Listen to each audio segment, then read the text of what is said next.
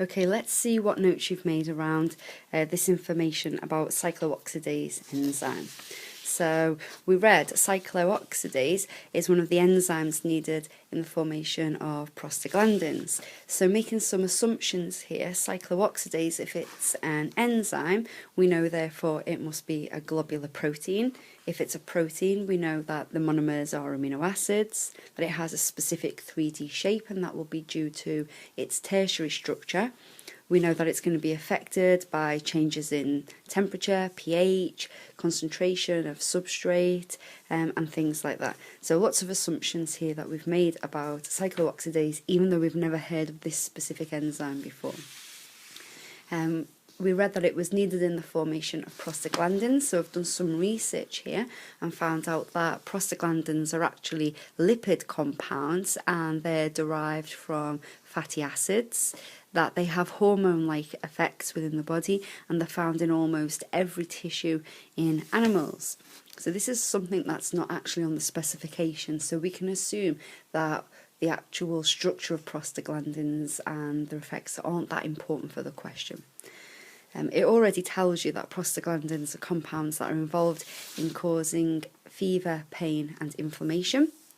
And just because we don't know at this point what's relevant and what isn't, I've made a note about what each of these things actually mean. So fever is when your body temperature rises above the norm. And pain is an unpleasant feeling caused by intense stimuli. And if you're actually an A2 student who's already studied nerves in F214, well then you will know that pain is also a result of action potentials, in particular an increased frequency of action potentials. If you remember, that's how your brain perceives strength of stimuli. And inflammation is actually a protective response within your tissues, and it's there to initiate repair due to specific damage. So the question goes on to explain that the cyclooxidase enzyme catalyzes the conversion of arachidonate to prostaglandin H2. So over here, just because it's really, really important that we get this information straight in our heads, I have set out this specific reaction. So the substrate here that cyclooxidase enzyme is catalysing this substrate, converting it into the product prostaglandin H2. And we notice that this is actually the second reaction within a pathway that actually links three reactions.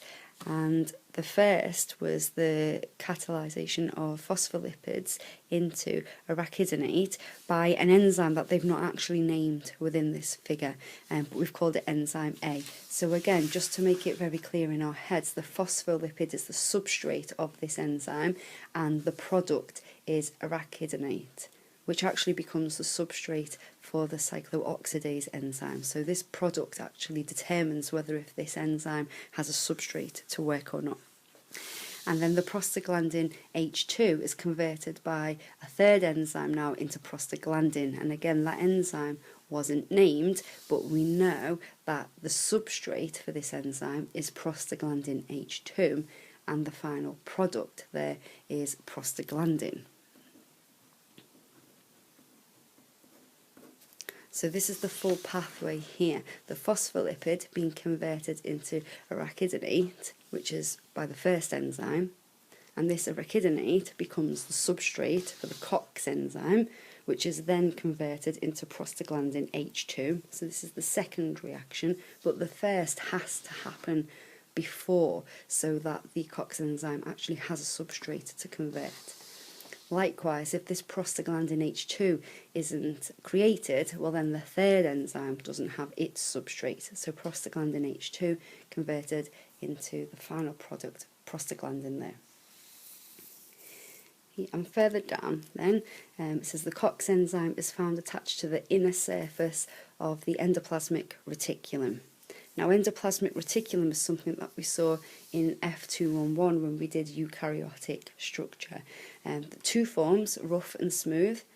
So if we remember, rough endoplasmic reticulum is called rough because it looks rough due to it having ribosomes attached, and its function is protein synthesis and transport. And smooth endoplasmic reticulum looks smooth because there are no enzymes attached, and the function of this type is lipid synthesis and transport. So looking at this diagram, there's no obvious ribosomes attached here, so we could assume that this is smooth endoplasmic reticulum involved in lipid synthesis and transport rather than rough endoplasmic reticulum. And this is just a bit of extra information because I don't know if it's going to be useful or not. Just a reminder that endoplasmic reticulum is found in eukaryotic cells, and these are cells with a true nucleus that contain membrane-bound organelles, such as the endoplasmic reticulum. So other things that have been noted on this diagram is the fact that all of this, on either side of the endoplasmic reticulum, on the outside of it, is cytoplasm, and this is where other organelles will be present. So organelles such as the Golgi apparatus, you've got your lysosomes, more endoplasmic reticulum, mitochondria, chloroplasts if we're talking about a plant cell, various other organelles. Okay, so this is the position of the COX enzyme attached to the inner membrane. And just a reminder that membranes are made of phospholipids arranged in a bilayer. And this is what one phospholipid looks like. So this is the head of the phospholipid, which is actually made of a phosphate group and glycerol. And we call it a hydrophilic head because it's water-liking. And then we have two tails, and we call this bit the hydrophobic tail. They're actually two fatty acid molecules, hydrophobic because they tend to repel water. Now, as I'm thinking about this, I remember now phospholipids were mentioned up here. Phospholipids were the substrate for this first reaction, and if we don't actually have phospholipids present, well then we can't create this product, arachidonate, which is actually the substrate for the COX enzyme. So this potentially could be important for this question. And just as a bit of extra revision then, so I've drawn this diagram just as a reminder as to how these phospholipids are arranged. So all of the tails being hydrophilic, they face away from water, and all of the tails being hydrophobic, they face away from the water. So they all align themselves inwards. And it is an alignment. They're not physically bound to each other. They just align next to each other due to the properties. So the heads there being hydrophilic and the tails being hydrophobic. They don't physically form bonds. So this is all the information that I took from this information before attempting the question.